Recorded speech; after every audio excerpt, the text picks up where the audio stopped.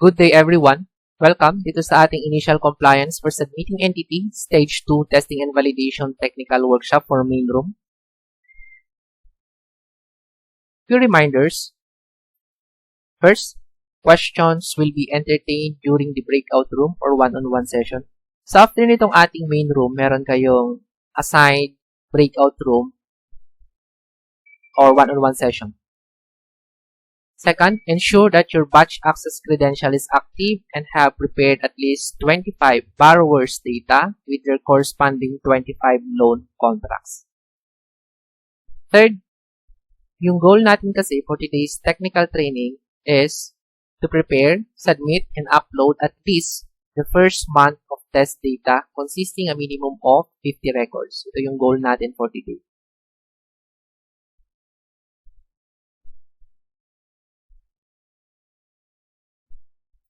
Under initial compliance, nandito na kayo sa stage 2, testing and validation. Ang purpose ng testing and validation is to check your compliance with the technical and business requirements. Second, test the quality of data and correctness of your submission file. Third, validation of sample credit reports generated by the submitting entity. And hands-on technical session or micro-session with CIC. So dito, tuturuan namin kayo kung paano mag-submit ng tama kay CIC. And prerequisite is kailangan nyo umattend ng training main room. So ito yon.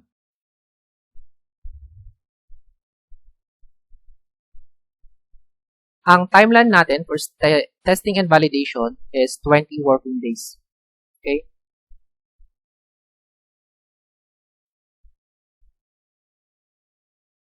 Sa testing and validation, meron tayong 3 optional methods in submitting data. First, yung manual submission using the Microsoft Excel template of Fields in Excel version 1.6. Second is yung in-house database system or program to automatically submit data. So kung meron kayong in-house na system, so pwede nyo consult yung developer o yung technical system provider ng inyong loan database para i-automate yung submission, i-align yung format sa submission manual ni CIC. Third is yung service providers na nag-o-offer ng system or program specifically designed for data submission. So, merong mga third party na nagpo-provide ng services para sila na yung mag-submit ng data kay CIC. Hindi to accredited ni CIC ha. Say for example, sa mga cooperatives, si Co-op-NATCO, meron siyang nagpo-provide siya ng services. Second, for the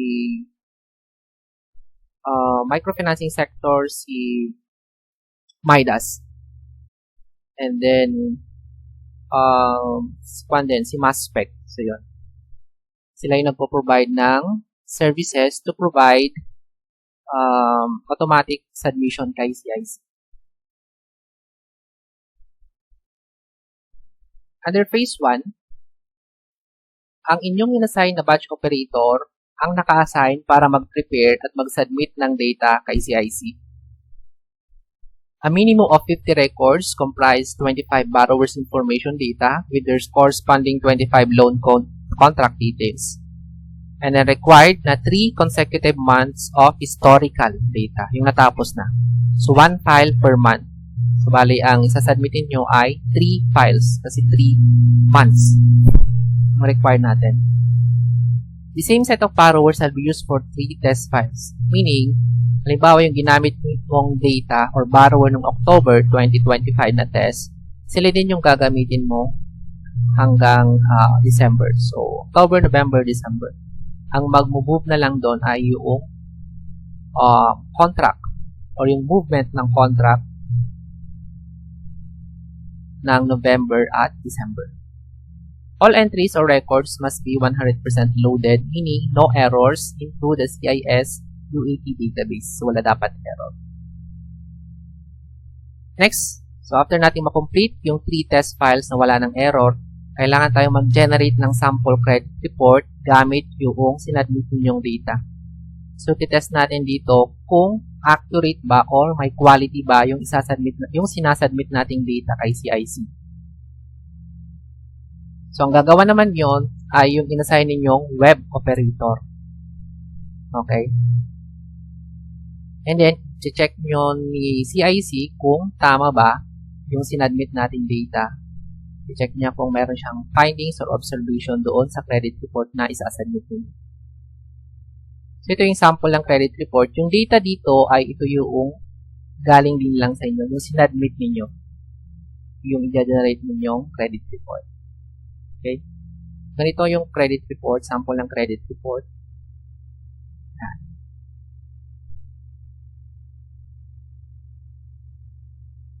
Okay?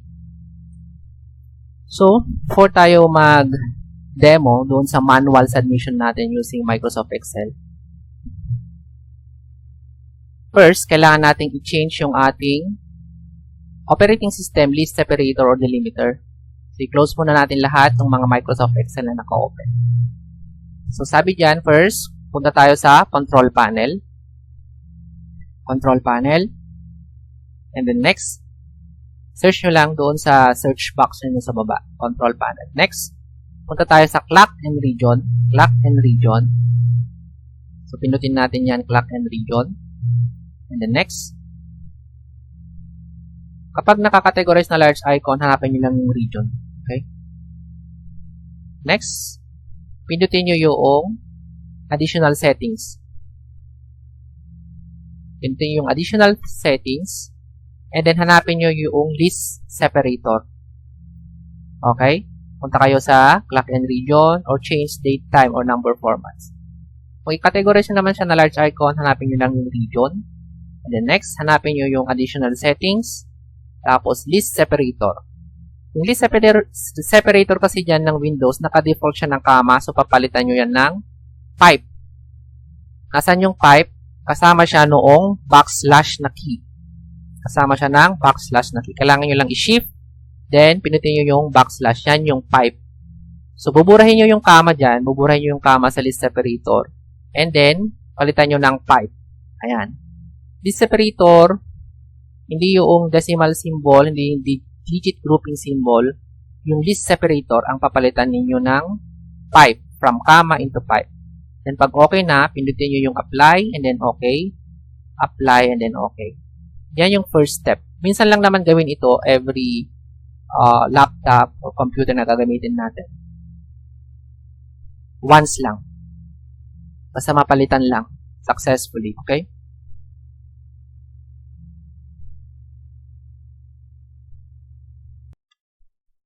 Demo in data mapping using Microsoft Excel or Fields in Excel version 1.6 template. So, ito yung option 1. I-demonstrate natin kung paano mag-prepare ng submission file using the Microsoft Excel template. Sa pag-prepare ng manual, meron tayong sinusunod na template. Ito yon. Green, meaning ito yung minimum fields na kailangan nating fill upan para hindi magka-error yung ating submission file. So, assuming na ang ating first month ay October 2025. So, ganito yung tamang pag-input ng data. First record type, HD, meaning header. Itong mga may green dito, indicator na required na ma-fill upan natin itong mga fields na ito. Minimum fields. Para hindi magka-error. Okay? Isang entry lang ito ha, itong header. Next, provider code. Ito yung unique code na naka-assign sa specific na submitting entity. Okay? Upon registration, upon successful registration kay CIC, bibigyan nila kayo ng unique code. Ito yon, provider code. For cooperative, CO, nag-start yung inyong code. For microfinance is MF. For rural banks is RB. Private finance, PF. Universal bank is UB. Rural bank, RB. So, ganun yung coding niya. Sample lang ito ha. Next, file reference date, end day of the reporting month. So, anong yung report natin? October 2025. So, end day ng October is 31, and then 10, and then 2025. Day, month, tsaka year. Okay? Next, version is 1.0. Default yan. Next, submission type is 1 for correction or historical, 0 for regular contribution. Sa test, ginagamit muna natin tong 1. Regular contribution meaning, nagsasubmit ka na ng inyong data covering the previous month. Okay. Next record type is ID. Sa record type ID, dito natin nire-report yung mga personal information ng ating clients or borrowers. So, default to na ID. Pababa yan. Madami yan, depende sa number of active borrowers ninyo. Provider code, same lang yung ating provider code sa taas, copy and paste. Next, branch code, pwedeng meron, pwedeng hindi lagyan. Okay? Kung marami kayong branches, for references lang kung saan galing yung account, pwede nyong lagyan. Next, subject reference date, end day of the reporting month ulit. So, 31/10/2025. Copy and paste nyo lang. End day of the reporting month kasi nire-report natin yung nangyari from day 1 of October up to 31 ng October 2025. So, 1 month. Next, provider subject number. Provider subject number, ito yung unique code na naka-assign sa specific client or borrower. So, hindi ito nauulit sa ibang member or borrowers natin. Itong members ID 00099, naka-assign na lang talaga to kay Brody Brown. Mag-renew man to, mag-add ng loan products or services na i-avail, ito pa din yung kanyang provider subject number. So, pwede nyo gamitin yung members ID number, client ID number, or passbook ID number na inassign niyo sa isang borrower. Kung meron kayong system at may automatic assignment yung isang system, so pwede nyo gamitin din yun. Next, itong title, merong drop-down to. Yung kulay gold or tan, meron tong drop-down menu. So, 10 to 20, anong ibig sabihin yan? Sisilipin nyo lang dito sa additional sheet. Yan. Individual, nasa ID tayo. So, ang ibig sabihin ng 10 to 20, ito yon. 10 for Mr., 11 for Miss. Basta piliin nyo dito kung ano yung applicable. Okay? Ito kasi yung input. Ito yung input. Pagdating sa credit report, sa output, ito yung magpapakita. So, 10 for Mr. First name, last name, and middle name, mandatory na lagyan. Meaning, required. Okay? Maliban lang sa isang borrower na wala talagang middle name. So, pwedeng blank ang middle name. Pag middle initial lang, yung meron tayo, so wag nating ilagay. Complete na middle name. Okay? Yung suffix, meron siyang separate na field dito. So, wag niyong isasama sa first name. Yung junior, senior, or the first, the second, the third. Ilagay niyo sa sarili niyang fields. Which is ito, suffix. Okay? Next. Previous last name. Itong previous last name, nilalagay lang natin ito kapag na-report na natin yung borrower dati kay CIC na i-load yung data niya na single pa siya dati. Single pa siya dati. And then later on, meron siyang change of marital status. So, magbabago yung kanyang apelyido. I-update lang yung nasa database ni CIC. So, dun lang natin gagamitin ang previous last name. Okay? Pero pag borrower na natin sila na married na, so wag nyo nang gagamitin ito. Okay?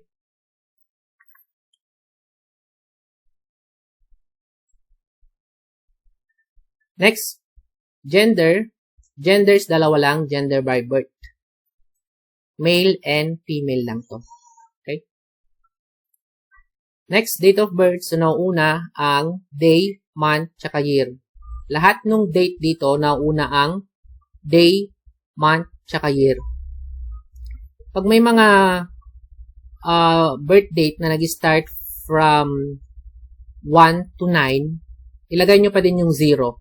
Kung mag-hide yung 0, lagyan nyo lang ng apostrophe muna bago 0.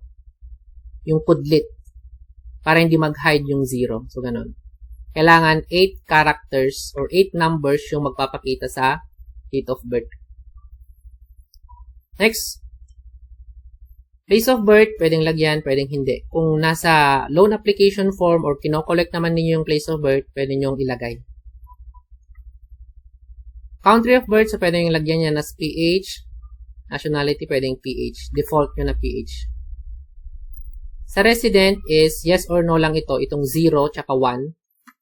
If alam nyo yung sagot, yes or no, pwede yung lagyan. Pero kung hindi, wag nyo nang lagyan. Civil status, required na lagyan natin. Okay? Civil status, single, married, divorced, widow. Since kinokollect nyo naman itong information na ito, civil status, lagyan natin. Kung available yung spouse details, so pwede nyo yung lagyan. Lalo na kapag nasa loan application form naman or available yung data, ilagay natin ang spouse details, especially sa mga married na borrower. Next, mother's maiden full name, pwede na nating lagyan. Pwedeng blank naman to pag hindi available yung information. Yung father's information, pwede nating lagyan, pwedeng hindi. Basta kung available yung data, lagyan natin. Okay? Next. Sa address, required na dalawa ang ilagay nating address. Itong M is main address. Default talaga to na MI. Okay? MI. Sine-encourage namin kayo na sa full address na maglagay ng address. Kasi dito, concatenated fields or tig-isa-isang fields, kapag blank yung postal code, error yung ating submission file. Either full address or itong tig-isang field ng address ang mapilapan. So, kapag may laman tong full address, blank ang street hanggang country. Wag niyong lagyan ng country, ha? Blank yan. So, full address, blank muna ang ito. So, ganyan ang pag-fill up ng address. Sa full address, bawal ang special characters. Yung hyphen, bawal. Bawal din yung open and close parenthesis. And then, bawal din yung ito. Yan. So, bawal yan. Ito yung mga bawal. Bawal yung hyphen. And then, bawal din yung yung hashtag or number sign. Bawal din to. Okay?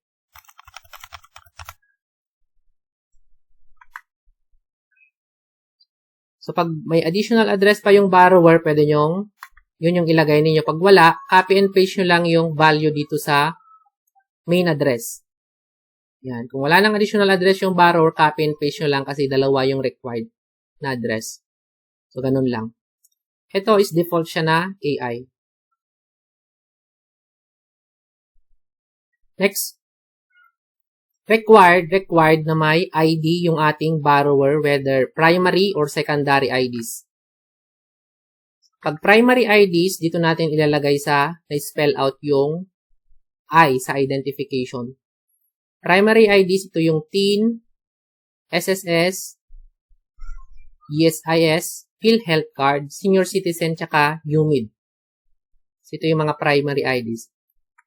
Yung national ID nakakategorize pa lang kay CIC na nasa kabila, sa secondary pa lang yun. Under 32. Okay.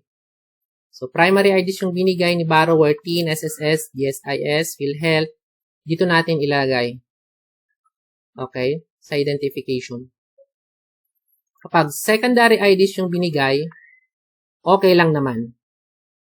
So, okay lang na secondary IDs. Pero, dito kayo mag-fill up sa naka-acronym yung ID. ID1 tsaka ID number.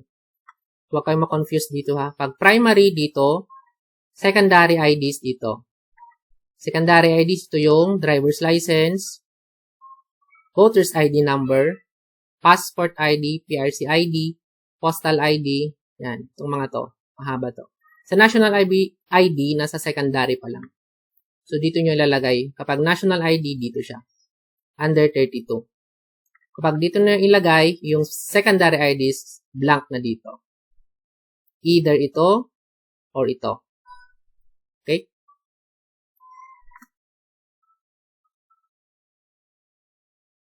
So, sabi dito, provide if no identification number 1 or primary IDs is available. Okay?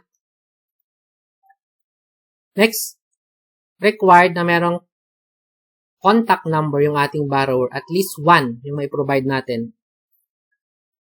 Required na at least 1 yung may ilagay nating contact number. Sa contact number, pipili lang kayo kung ano yung available na binigay ni borrower. Sa number 1, ito yung landline phone, additional landline phone, mobile phone, additional mobile phone number, fax, hindi na available yan. Itong number 7, email, additional email or social network link. Required na at least 1 may mailagay tayo. Huwag nyo kaya ang blank po ito ha. Error yung ating submission file. At least 1. Yung social network link, kapag gagamitin nyo yung 9, ganito yung encode ng social network link, yung tamang pag-input. Halimbawa, ang social network link niya is Facebook. Kapag clinic mo itong link na to, pupunta siya sa profile ng borrower. So, ganon yung pag-encode ng social network link. Okay? So, all in all, hanggang dito kayo sa contact, maglagay. Yung minimum fields na kailangan yung fill upan para hindi magka-error yung ating submission file hanggang contact. Okay, the rest, pwede nyo nang i-blanko yan kung hindi available yung information. In case available yung information, so employment trade name, dito natin nilalagay kapag employed yung borrower. Meaning, meron siyang employer. Kung may business siya, hindi siya employment trade name yung ilalagay ha. Kapag may sarili siyang business, dito siya ilalagay sa sole trader trade name. Ito is applicable lang kapag employed yung borrower. Kapag may business, dito sa sole trader or trade name. Okay? So, pag may details yung kanyang employment, so pwede yung lagyan ang trade name, TIN, at saka gross income. Kahit yan lang, ma-fill upan ninyo. Ito. Okay? Ito kahit blank na to, kung hindi available. Pag may business naman yung borrower registered sa DTI or sa Mayor's Licensing Office, dito nyo ilalagay sa sole trader or trade name. Okay? Pag may business, may sariling business yung borrower. Okay? And then, blank niya na ito. Huwag niyong i-delete ito ha. Huwag niyong i-delete to. Ganyan lang yan. Kasi may count yan ng pipeline. Kapag kakainin ng system, may count yan. So, huwag kayo mag-remove ng column. Okay?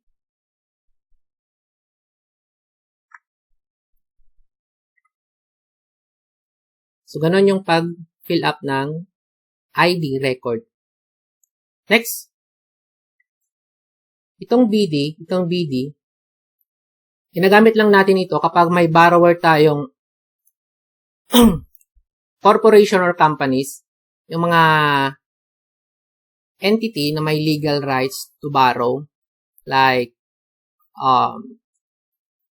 corporations, cooperatives, public institutions, even the national government, mga LGUs, government financial corporation, mga private financing corporation or private financial corporations, yon.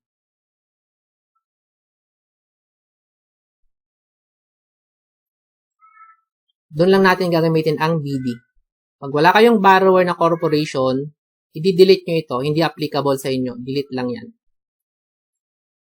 Yan. Ganyan yung entry niyo. In case meron tayong borrower na corporation, so pwedeng lagyan. So, default na BD. Provider code, same lang. Subject reference date, so end of the reporting month. Provider subject number, unique code na naka-assign kay Moneywise. Yung trade name niya. And then yung official registered trade name. Konti lang yung finifill upan kapag corporation yung borrower. Hindi nilalagay dito yung pangalan ng submitting entity, ha? Hindi. Kapag borrower lang, kapag may borrower lang kayong corporation. Next, required din na maglagay kayo ng isang address. Required din na maglagay kayo ng isang required na maglagay kayo ng TIN. TIN lang.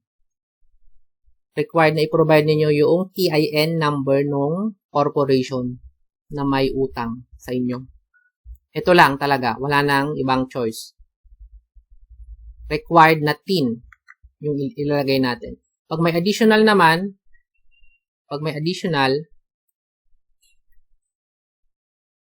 halimbawa, meron siyang SEC registration number, dito nyo ilalagay sa 2, sa pangalawa. Dito. Dito sa 1, TIN talaga yan. Okay? Next, required din na maglagay kayo ng isang contact. Yan, contact type. So, yun lang, yung finifill upan kapag corporation yung, or company yung borrower. Next, record type. CI. Sa CI, dito natin nire-report yung loan information ng ating borrower sa ID. Yung mga loan ng ating borrower dito natin nire-report yung loan information sa CI. So, sample natin sa una. So, CI yan pababa. Provider code, same lang.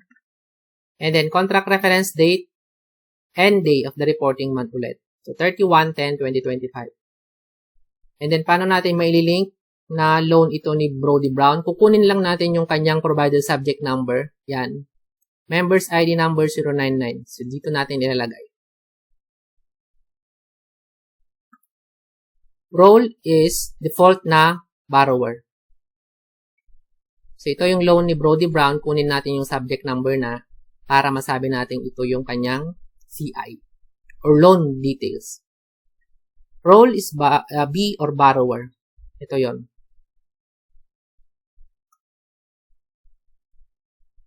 B lang, default. And then next, provider contract number. Provider contract number, ito yung unique code na naka-assign sa specific contract. Itong contract na kay Brody Brown, hindi ito mauulit. Itong PN 2025-0054. Hindi na ito mauulit sa iba. Sa ibang contracts. Kung may renewal man si Brody Brown, hindi mauulit itong 0054. Kung mag-additional loan man si Brody Brown, hindi ito mauulit. Okay?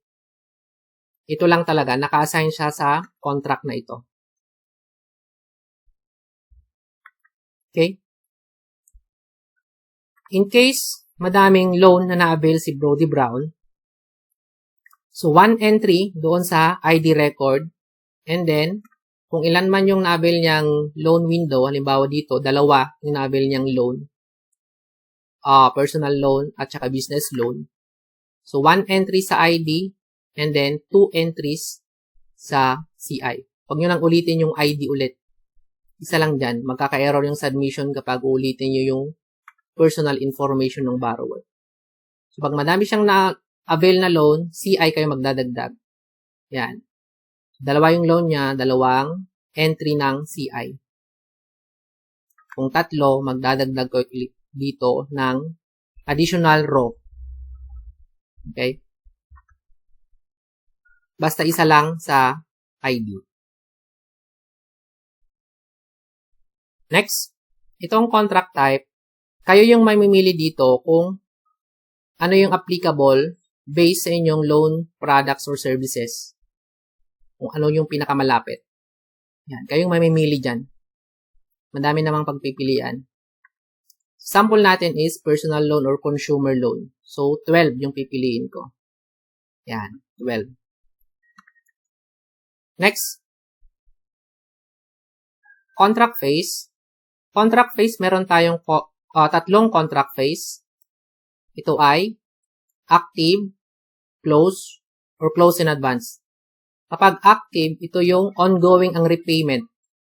New accounts, ongoing yung repayment, tsaka mga past due accounts. So, active yun. Okay? Kapag close naman, ito yung nag-fully paid na, meaning zero na yung kanilang outstanding balance. So, kapag zero na, kailangan mong i-close. Ito naman, close in advance kapag nag-advance full payment. Hindi na finalo yung kanyang maturity date. Nagbayad siya in advance, so close in advance yun. So, kapag fully paid na yung borrower, kailangan mong i-close kay CIC para hindi siya nakahang. So, kailangan mong i-close kapag fully paid na yung borrower. So, dito, active pa lang. So, AC. Contract status, pwedeng blank yan.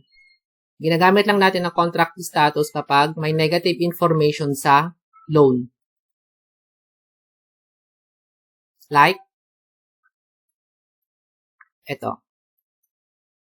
Debt assumption, previous delinquency settled, there are unpaid amount under dispute, past due, litigation contested, court injunction, repo, foreclose, written off, under litigation, yan. Pag current yung account, walang problema, blank nyo lang. Okay? Currency and original currency, default to na PHP. Yan, PHP lang yan. Required kasi yan, so fill upan natin. Next. Contract start date, ito yung kung kailan na-release yung loan. Or, depende dun sa nakalagay sa kanyang promissory note. Kung ano yung date ng contract start date doon, yun ilalagay natin. Karamihan, ito yung loan release date. So, ito din yung contract start date. Hindi ito yung first payment, ha? Ito kung kailan na-release yung loan or yung date na nasa promissory note. Okay? So, dito sa sample natin, sa una,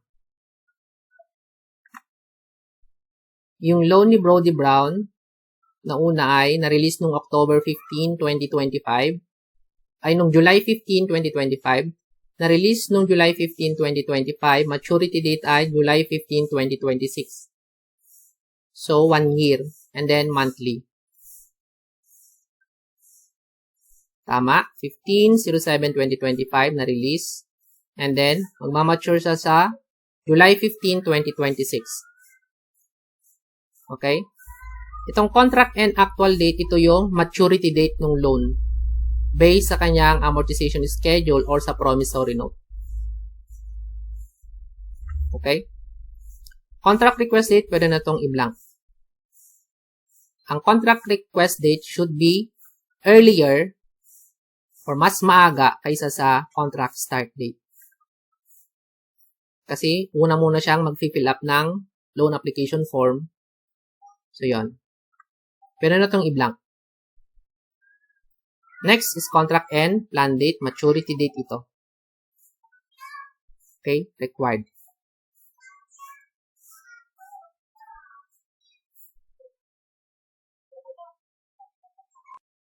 Sa contract and actual date, nilalagyan lang natin dito kapag yung contract phase natin ay close or close in advance na. Meaning, fully paid na yung account. So, nilalagyan natin ang contract and actual date kapag fully paid na yung account. Kapag active pa yung account, blank lang siya. Okay? Next, last payment date. Pwede rin natin lagyan to, pwede rin namang blank. Pag available yung info, lagyan natin yung last payment date as of October 31, 2025. So, sa amortization ni Brody Brown, nagbayad naman siya noong October 15, 2025. Ilagay natin, October 15, 2025. Revenance credit code, blank natin yan. Code resolution flag, available lang kapag, applicable lang kapag ang borrower natin ay company or corporation. Organized credit code, ginagamit lang natin ito kapag restructured yung loan. Otherwise, i-blank natin. Next, sa finance amount, yung paglagay natin ng amount dito, walang comma, walang decimal. Okay? I-round off na siya into nearest peso. Sa finance amount, ito yung principal loan amount, hindi kasama ang interest. Finance amount, principal loan amount only. So, dito sa finance amount, yung utang ni Brody Brown, 120,000. Ito yung nilalagay natin, 120,000. Installment number. Itong installment number, nakadepende ito kay payment periodicity. Okay? Nakadepende yan kay payment periodicity. So, sa installment natin, ito sa sample number 1, ang term niya ay monthly and then 1 year. Total ng installment nito ay 12. Okay. Itong transaction type, default natin na NA, not applicable. Required kasi yan, so kailangan natin lagyan. Purpose of credit, pwede natin lagyan, pwedeng hindi. Okay. Pwede natin lagyan, pwedeng hindi. Ito yun, purpose of credit. Nasa CO. Payment periodicity, ang usapan dito ay monthly. So, piliin nyo yung monthly. Hanapin nyo lang yung ibig sabihin dito. M for monthly, F for fortnight, o kinsenas katapusan, lalo sa mga salary loans. W for weekly, D for daily, for quarterly, Q, and then for lump sum payment or one-time payment, single payment. Okay? Hindi yun irregular ha kapag lump sum payment, lalo sa mga agricultural loan. P yun or single payment. Okay? Next, payment method. Pili lang kayo dito ng applicable payment method. Yan. Check for PDC, cash, others kapag remittances. Auto debit. Next, itong monthly payment amount, ito yung average monthly payment amount regardless of payment periodicity. Paano makukuha yan? Principal plus interest and other charges divided by month. Okay. Weekly man yung payment term, kukunin nyo pa din yung kanyang monthly payment amount. Average monthly pa din yung ilalagay natin. Fortnight man yan or every 15 days, ang gagawin nyo doon ay i-multiply nyo by 2 para makuha natin yung monthly payment amount. Next, first payment date. Itong first payment date, ito yung nasa amortization schedule, yung first payment date doon. Yung first payment date dito ay August 15, 2025. Ayan, lagay natin August 15, 2025. Pwede itong blank ha, kung hindi available yung information. Last payment amount, tinatanong dito kung magkano daw yung huling binayad niya as of October 31, 2025. Magkasama ito ha, magkatambal itong last payment date tsaka si last payment amount. So, magkano daw yung binayad niya noong October 15, 2025? 11,348. Round off natin siya into nearest peso.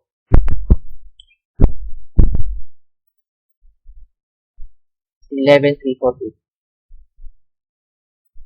Next. Ito. 11,348.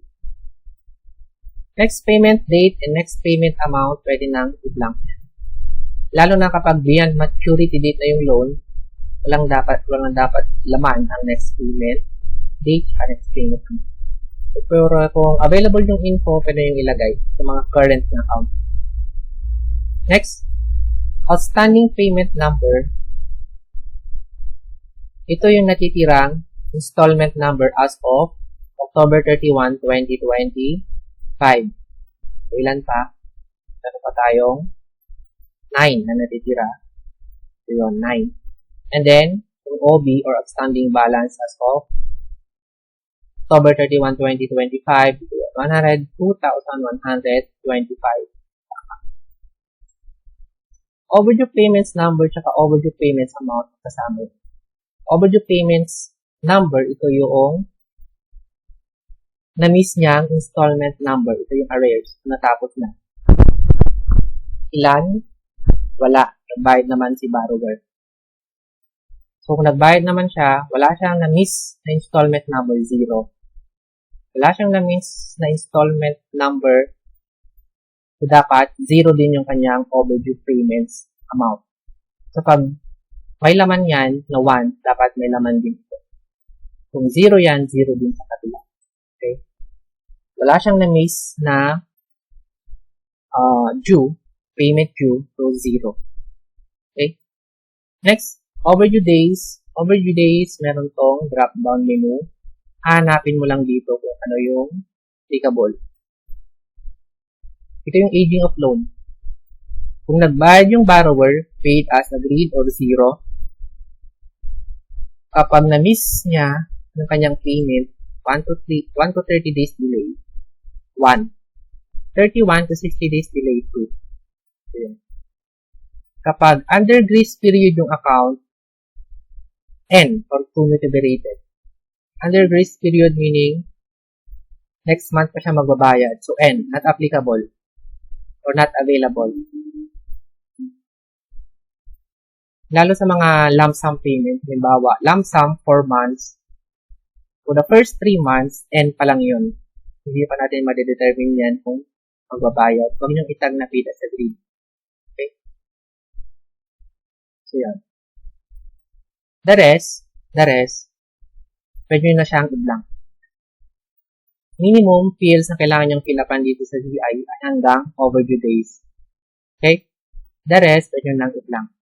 Itong good type, ginagamit natin yan sa mga leasing, ginagamit ng mga leasing companies. Yung ownership kasi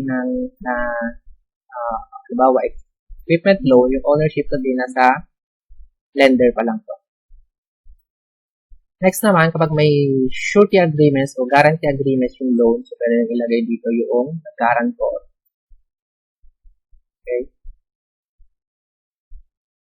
And then, pwede nyo yung ilagay yung co-borrower niya dito sa fields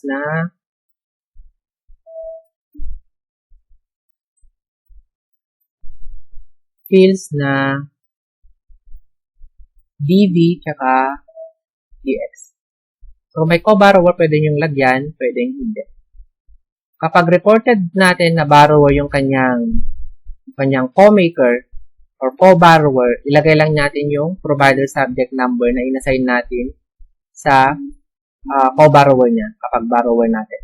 Kapag hindi natin borrower yung kanyang co-borrower o hindi natin member, ilagay ninyo yung pangalan.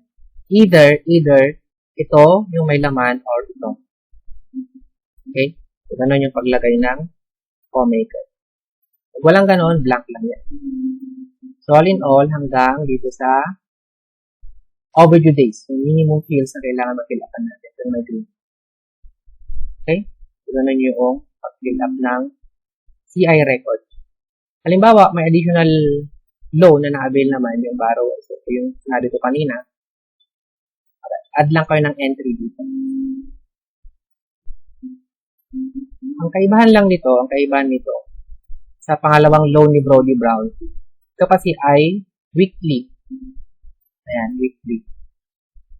Ito yon. So, ang magiging installment number niya, 6 months kasi ito, pero weekly. So, magiging installment number niya ay 24. So, nakabase itong installment number doon sa payment per UDCP or nasa amortization schedule. Okay? So, monthly payment amount, sabi diyan, average monthly payment amount regardless of payment per UDCP. So, kukunin mo yung average monthly payment amount dito. So, ang pinaka-accurate na pagkuha kapag weekly, yung isang view niya ng isang week divided by 7 days multiplied by 30 days. Ayan. Yung isang week na due niya divided by 7 days multiplied by 30 days. So, yung pinaka-accurate. Pwede din yung multiply nyo lang by 4 weeks. Yun yung ilagay nyo sa monthly payment amount. Okay? First payment date, nasa amort schedule naman yan noong July 10, 2025. Last payment amount, ito yung aggregate o total amount paid by the borrower from October 1 to 31. So, i-total nyo yun kung ilang beses siyang nagbayad within October 2025. So, dito, ilang beses siyang nagbayad siya ng 5 times. So, kukunin nyo yung total na binayaran niya, which is 45,000. Yan. Once lang kasi tayo nagre-report ng data kay CIC, so i-total ninyo yung binayaran niya from October 1 to 31 or within the month covering your submission time. Okay? Outstanding payment number, ilang pa natitirang installment as of October 31, meron pang 6. Okay, 6. Then yung total. Hindi naman siya past due, current naman siya, so 0, 0, 0. Okay. Next. Meron naman ditong loan, isa nating borrower si Guinevere. Ang pagkakaibahan naman nito sa other loan is lump sum. Paano mag-report yung lump sum? Ito is na-release siya noong October 23, 50,000. 50,000 yung na-loan ni Guinevere. And then maturity date ay sa April 23, 2026 pa. So ilang months to? 6 months. Magkano yung nautang? 50,000. So installment number ay 1 lang kapag one-time payment. Okay? 1 lang kapag one-time payment or lump sum payment. And then yung payment per UDCT natin ay P. Okay? Pag one-time payment. Ayan yun. Ayan. Next. So, sabi ko kanina, average monthly payment amount regardless of payment per UDCT. So, principal plus interest, 57,000 divided by 6 months, makukuha natin yung MPA niya na 9,584.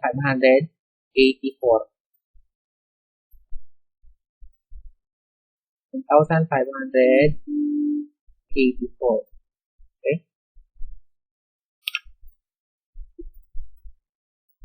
First payment date, one time lang naman ito. So, yung ito, sa maturity date. Okay? Last payment amount, wala pa. Kaya blank muna yung last payment date niya. Wala pang binayad. Blank din itong, 0 yung ilalagay natin dito sa last payment amount. Hindi pwedeng blank yan pala ha. Hindi pwedeng blank. Kung walang binayad, lagyan mo ng 0. Okay? Walang binayad, o hindi pa nagbayad, lagyan nyo ng 0 ang last payment amount. Next, ilan pa daw yung natitira? 1 pa din na installment. Outstanding balance ay principal plus interest, so 57,500. Okay? Outstanding balance, ito yung actual. So, if yung computation ninyo ay pre-deducted or discounted yung interest sa yung lump sum, yun na mismo yun, yung principal lang yung lalagay ninyo. Since na ikaltas na dati yung interest. Okay? Overdue payments number, wala. overdue payments amount 0. Itong overdue payments number tsaka overdue payments amount, lagyan nyo ng 0 ha kapag wala. Pag 0, lagyan nyo ng 0. Hindi pwedeng blank. Makaka-error yung ating submission file. Overdue days, not applicable pa since lump sum payment ito, one-time payment to end. Ilalagay natin overdue days. Okay? Next. So, meron tayong borrower dito na hindi nagbabayad. Cash due siya. Ito yung loan ni Belleric Greenfield. So, ang loan na ito ay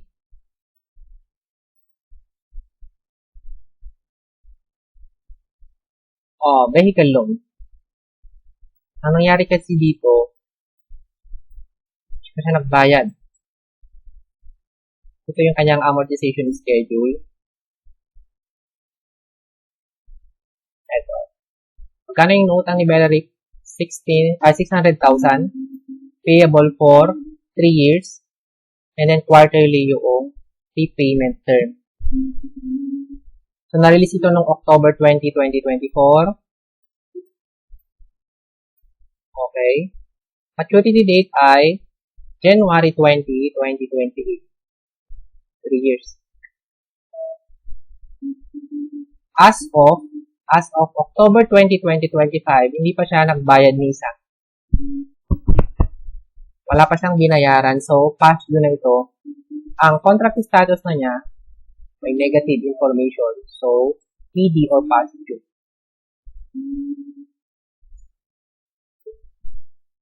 Hindi pa siya nagbayad, so blank ang last payment date. So, ilan yung installment number niya for 3 years, quarterly, 12. 3 years times 4, so 12. And then, payment periodicity niya ay quarterly. Monthly payment amount, so monthly ulit yan ha. Divide nyo lang yung isang quarterly amortization niya ng 3. So, 65,799.71 divided by 3. So, ito yun, 21,934. Okay? Next, ang first payment date niya na nasa amortization schedule ay April 20, 2025. Last payment date, walang bayad, so 0. So, out of 12 na installment, ilan yung natitira? 12 pa din. Kasi wala siyang bayad ni isa. Ayan. Ilan yung OB niya or standing balance? 789. Principal plus interest, so 789,596. Yun yung nasa outstanding balance. And then, ilan yung na-miss niyang installment? Sa natapos na installment number, ilan yung na-miss niya? 3 na. So, 3 yung overdue payments number. Overdue payments amount, magkano daw yun? Hindi niya nabayaran? Ito. Times 3. So, 197,399 or 197,400. Kapag may computation na kayo ng penalty, kasama siya ha sa kanyang overdue payment amount. Pero kung wala pa, yung na-miss niya payment or due for 3 installment. Okay? So, overdue days, so ilan na yung hindi niya nabayaran? Bilangin natin.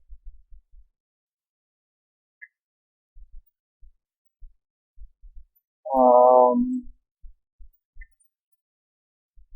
90 days, 180 days. Every 3 months kasi ito. So, 90, 180. Saan na siya? Nasa 4. So, 4 yung ilalagay natin overdue days. So, gano'n yung pag-report ng past due account. Okay? Gano'n yung pag-report ng past due account. At yung pag-report ng CI record. Pag-encode natin o pag-input ng data. Okay? Next. Itong CN, applicable lang to sa mga universal bank. May mga other loan program kasi sila na hindi siya naka-installment. Halimbawa, itong mga to, yung mga letter of credits. Ayan.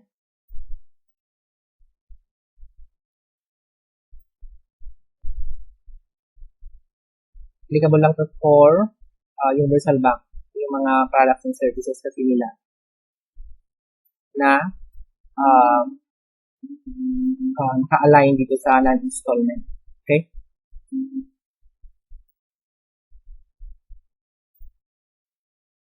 So, pag wala tayong products or services, i-delete natin. Okay? Isa atin yun. Itong CC, applicable lang to for credit card companies. Okay? For credit card companies lang ito. So, kung di tayo credit card companies, delete.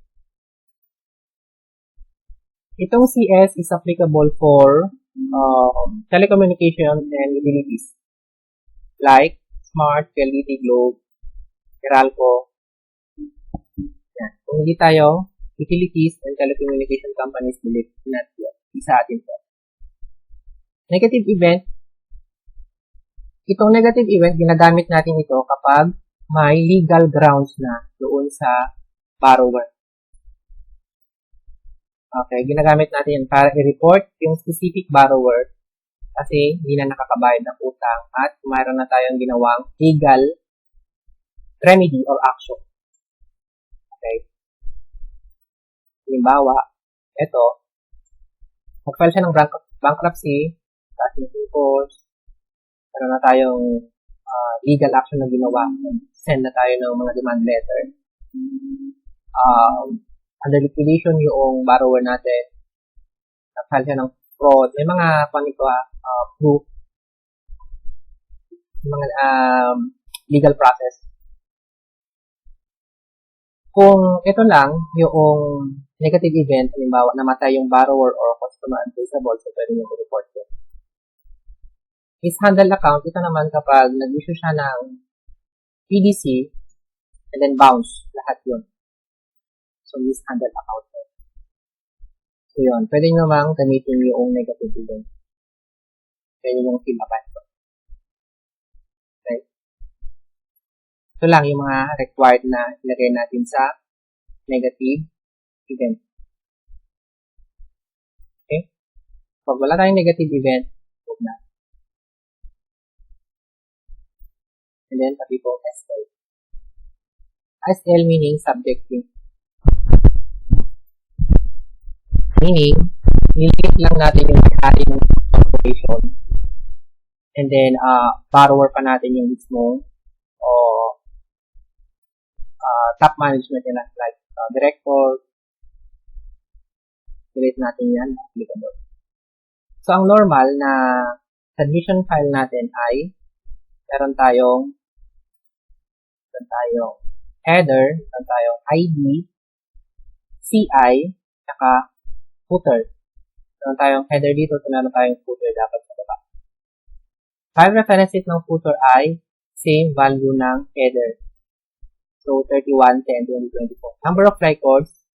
Itong number of records, binibilang natin to kung ilan yung laman ng ating ID, CI, or kung merong DB. So, ilan to? 4, 5, 6, 7, 8, 9, 10, 11. Meron tayong 11 na records. Okay? So, yun.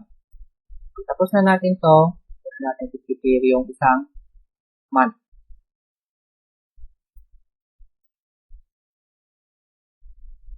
Ganun yung pag-prepare ng submitting file.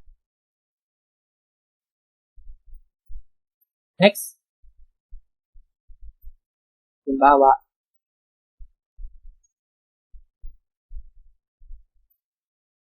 Kasabit naman natin yung November.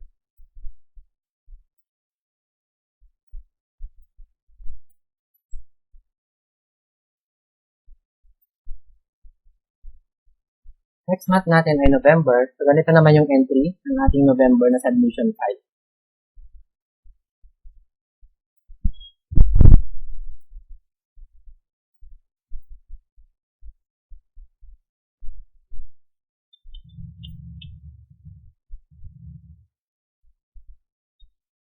So, same lang naman yung ating data.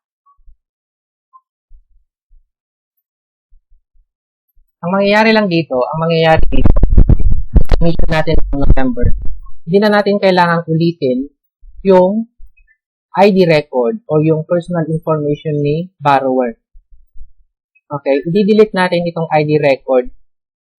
Maliban lang kung meron kayong new na borrower for the month ng November 2025. Kung wala tayong new na borrower for the month ng November 2025, wala namang update dito sa information ng ating mga borrower dati. Na-report na natin kay CIC na i-load yung ating October 2025 submission file. Meaning, pumasok sa system, sa database ng CIC, loaded, walang error. So, hindi natin kailangan ulitin to. ID, record. Yan. So, ang entry na lang natin for the month ng November, yung CI. Meaning, i-update na lang natin yung mga nangyari sa contracts from November 1 to 30. Okay? So, i-update na lang itong nangyari sa contract. Last payment date, kung nagbayad yung borrower. And then, last payment amount kung magkano yung binayad niya for the month ng November. Tapos, yung outstanding payment number, i-update nyo din kung nagbayad siya. So, 9 noong October, so bawas ng isa. Standing balance, i-update nyo din ito. So, ina-update natin yung last payment amount, outstanding payment number, outstanding balance, overdue payments number kapag may namin siyang installment, at saka yung overdue days. So, ito yung na-update natin monthly. I-update natin yung nangyari sa contract for the month ng September. Okay. Halimbawa, yung second loan ni Brody Brown. So, dalawa na lang yung natitirang installment number niya as of November 31. Ayan. So, dalawa na lang. Magkano na lang? 18,000. Magkano yung binayaran niya noong November? Total, binayaran niya 36,000. So, yun yung ina-update natin per month. Okay? Yung loan ni Belleric, yung si Belleric, yung past due natin na isa. May update din yan kasi nagdagdag tayo ng 30 days. As of November 30, 2025, ulit siya nagbayad. So, doon sa kanyang aging of loan, magiging 181 plus na. Since naging 210 days na. So, nandito na siya sa 5. So, i-update natin ito. Magiging 5. Okay? So, ganun yung pag-update ng 5. Submission file. Next naman, yung December. Yung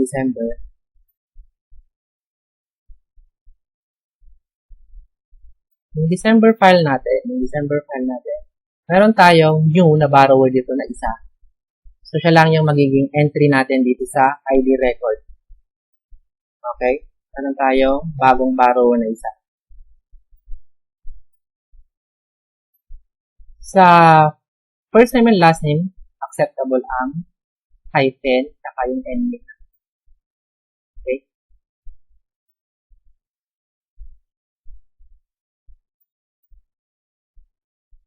Ang nangyari dito sa ating December 2025 submission, meron nang nag-mature na loan.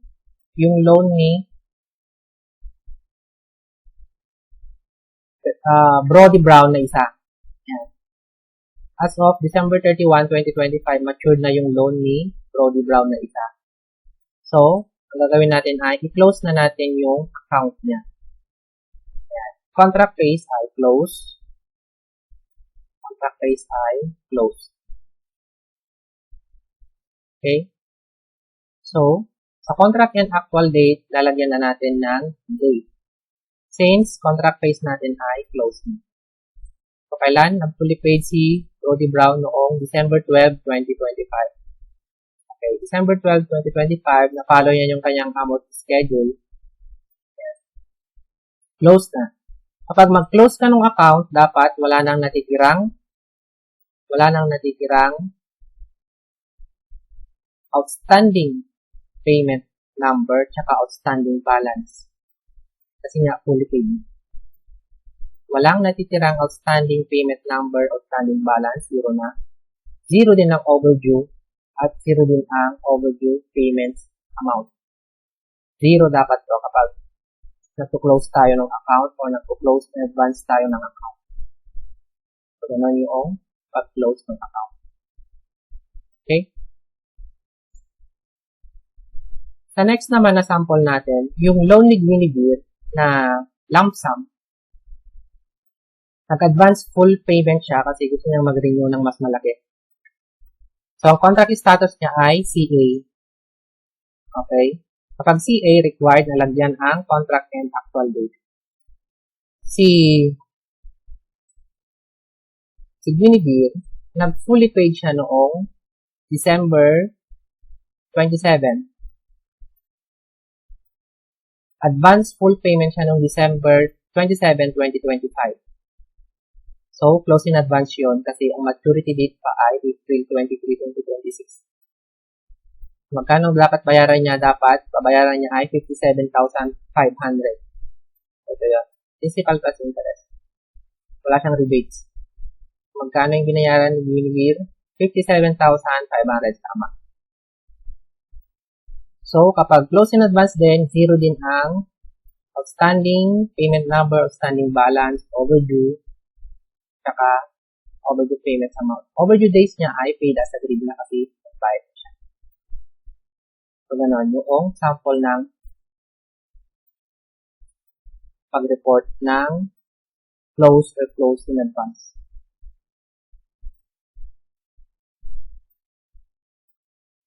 Okay.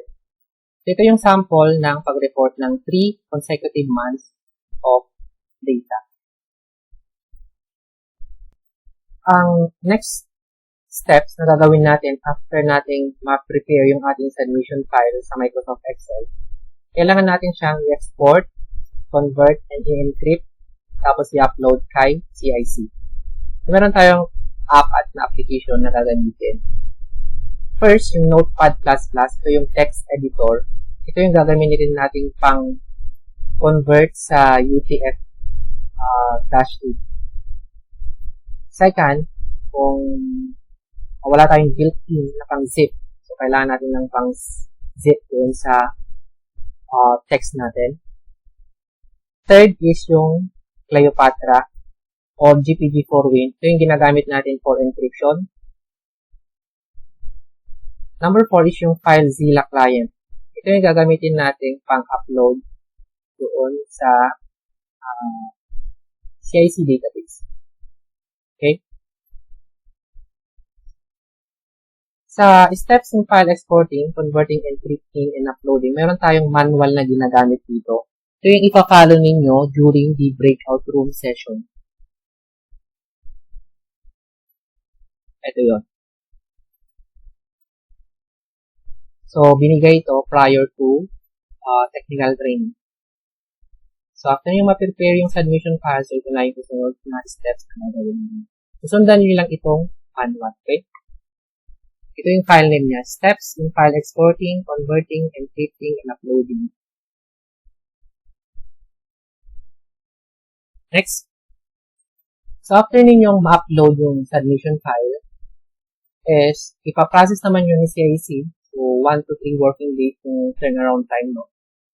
And then, yung ating sinadmit na file, dadaan siya sa validation stages. doon sa ating output results, ito yung ibig sabihin. Kapag yung ating na-receive na error validation ay PRE or pre, meaning discarded yung ating sinadmit na file. Kailangan natin i-correct yung error at i-reset it. Kapag yung na-receive nating error validation naman ay CPS or CPC, meaning aborted yung ating sinadmit na file. So, kailangan natin i-correct yung file and then resubmit. Kapag yung na-receive natin na LPS, LPC naman, yung result, meaning loaded yung ating sinadmit na file. So, ang indicator para masabi natin successful at walang error yung na-receive natin na file, kailangan yung results ay LPS o LPC yung extension ng text result. Meaning, data in the file were loaded, except if may laman pa din. Empty or blank LPS or LPC error text validation results means that all of the data within the file were loaded. No errors. Loaded siya successful. This may encounter nyo naman ito kapag may result na yung ating sinadmit. I-discuss ito further doon sa ating breakout room session. Okay? Thank you.